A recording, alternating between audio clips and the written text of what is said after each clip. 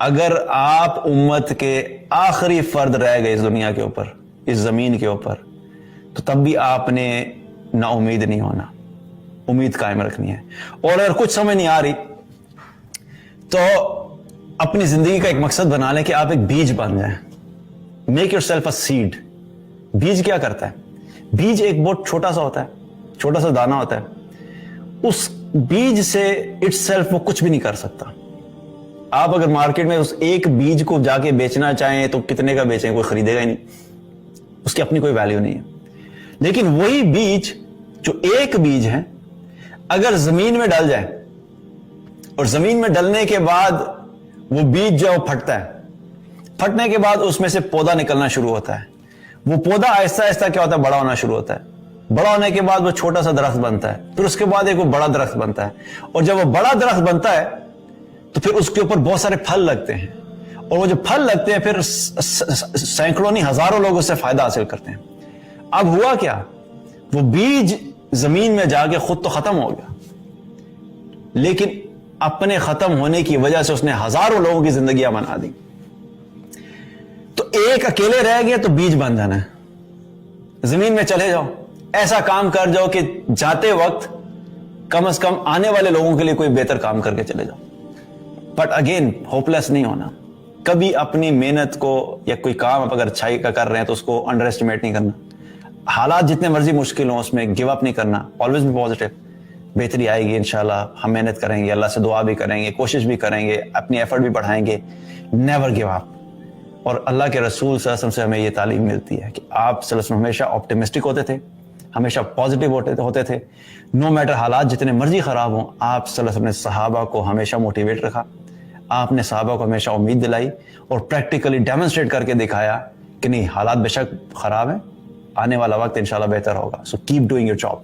آپ صلی اللہ علیہ وسلم، غزوہ خندق کا موقع ہے، خندق کھودی جا رہی ہے، صحابہ کے حالات خراب ہیں، کھانے کے لیے کچھ ہے نہیں، بھوک کا برا عالم ہے. ابو طلحہ انصاری رضی اللہ عنہ آپ صلی اللہ علیہ وسلم کے پاس آتے ہیں اور آ کے اپنا کپڑا اٹھا کے دکھاتے ہیں اللہ کے رسول صلی اللہ علیہ وسلم، یہ دیکھیں میں نے پتھر باندھا ہوا ہے، بھوک کی وجہ سے پتھر باندھا ہے. تو آپ صلی اللہ علیہ وسلم نے اپنا کپڑا اٹھایا اور دکھایا کہ دیکھو میں نے 2 پتھر باندھے ہوئے ہیں. لیکن آپ نے خود نہیں پہلے کسی کو بتایا.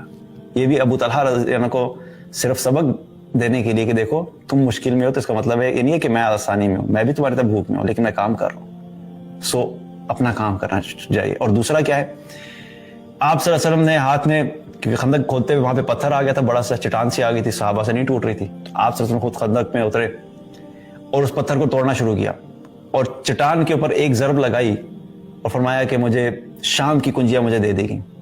اور پھر ضرب لگائی، فارس ہمیں دے دیا گیا. پھر ضرب لگائی، یمن ہمیں دے دیا گیا. سبحان اللہ. Can you imagine the positive thinking and optimism. ادھر کھانے کے لیے نہیں ہے، لیکن کن ریجنز کی بات ہو رہی ہے؟ یہ اس وقت کی بڑی پاورز تھی. ہمیں شام ہمیں مل گیا اور فارس ہمیں مل گیا اور یمن ہمیں مل گیا. That is the hope and that is the vision and that is the positive thing کہ ٹھیک ہے کوئی بات نہیں، آج ہماری حالت دیکھی جائے، آج ہم ڈن اینڈ ڈسٹڈ ہے، امت مسلمہ گری پڑی ہوئی ہے، بٹ اٹس اوکے، کوئی بات نہیں. ایک جنریشن ہم نے لوز کر دی، ٹھیک ہے کوئی بات نہیں. ٹیسٹ میچ کھیل رہے ہیں ہم، آگے چلیں گے، ہم ول ناٹ گیو اپ.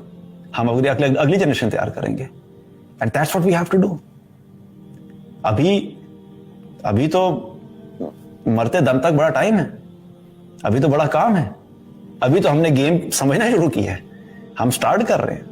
ٹھیک ہے پیچھے ہم نے بہت ساری مسٹیکس کی، بہت سارا کام ہونا چاہیے تھا پچھلی جنریشن میں، نہیں ہوا، یا جس لیول کا ہونا چاہیے تھا اس لیول کا نہیں ہوا. آج ہمیں تو سمجھ آ رہی ہے نا، مجھے اور آپ کو تو سمجھ آ رہی ہے کہ ہم نے کیا کرنا ہے. اپنے گھر کی رسپانسبلٹی لے لیں. میں اس کے اوپر بات کریں انشاءاللہ. تو کیا ہے کہ نا امید نہیں ہونا. اکیلے کھڑے تو اکیلے کھڑے رہو، اکیلے کام کرنا پڑے اکیلے کام کرتے رہو. لوگوں کے اندر امید پھیلاؤ، لوگوں کے اندر جو ہے لوگوں کو نا امید نہیں ہونے دینا. آپ نے اس بڑے درخت کی طرح کھڑے ہونا ہے. کیونکہ ایک جو کمزور انسان ہوتا ہے نا، وہ دوسروں کو کیا سپورٹ دے گا؟ جو خود کمزور ہے، جو خود نیگیٹو تھنکنگ کا شکار ہے، جو خود مسائل کے بارے میں باتیں کرتا رہتا ہے، جو خود روتا رہتا ہے، اس نے دوسروں کی زندگی میں کیا پازیٹیو امپیکٹ لے کر آنا ہے؟ ایسے تو آپ کو ہزاروں مل جائیں گے. بلکہ ہماری بحیثیت امت جو ڈیفالٹ پروگرامنگ ہے وہ ہے ہی رونے دھونے کی ہے. یا ہم روتے دھوتے رہیں گے یا ہم کہیں گے نا امیدی کی باتیں کریں گے، او یہ تو ٹھیک نہیں ہو سکتا، او جی اس امت کا کچھ نہیں بن سکتا، او جی ایک بندے سے کیا فرق پڑے گا، او جی یہ قوم نہیں ٹھیک ہو سکتی، او ان کو کوئی چینج نہیں کر سکتا، ایسی نا امیدی کی باتیں کہ وہ ساروں کو نا امید کر دیتے ہیں۔ تو آپ نے نا امید نہیں ہونا، نہیں چینج ہوتا نہ ہو، take responsibility of yourself کہ میں اپنے آپ کو چینج کروں گا، اپنی فیملی کو چینج کروں گا، اور جتنے لوگوں کو میں میسج پہنچا سکتا ہوں میں میسج پہنچاؤں گا، اور ایک مضبوط درخت کی طرح کھڑے رہیے، کیونکہ آنے والا وقت جو ہے وہ بڑا مشکل ہے، میں نے آپ کو پہلے بھی بتایا اور ابھی بھی بتا رہا ہوں، ڈرانے کی وجہ سے نہیں بتا رہا ہوں، تیاری کی وجہ سے بتا رہا ہوں۔ So start preparing from today, کیونکہ جو کمزور لوگ ہوں گے they would need the support of the strong people. جو کمزور ہوتا ہے اسے کوئی مضبوط سہارا چاہیے ہوتا ہے۔ مثال کے طور پہ اگر فلڈ آیا، فلڈ آنے کے ساتھ اگر بہت سارے لوگ بہنا شروع ہو گئے تو کیا کرتے ہیں لوگ؟ کوئی نہ کوئی سہارا ڈھونڈتے ہیں کہ کسی چیز کو ہم پکڑ لیں تاکہ ہم پانی کے ساتھ بہہ نہ جائیں۔ تو آپ وہ سہارا بنیے گا، be that support for the people, خود مضبوط ہو کے کھڑے رہیے گا، اور صرف اپنے آپ کو نہیں سنبھالنا بلکہ باقی لوگوں کو بھی سنبھالنا ہے۔ لیکن وہ باقی لوگ آپ سے سپورٹ اس وقت لیں گے نا جب آپ خود مضبوط ہیں۔ آپ خود کمزور ہیں تو باقیوں کو کیا سپورٹ کریں گے؟ ہم تو اپنی فیملی کو نہیں سپورٹ کر سکیں گے اگر کمزور ہو گئے تو پازیٹیو رہنا ہے اور لوگوں کے لیے وہ سپورٹ بن کے رہنا ہے اور کبھی گیو اپ نہیں کرنا۔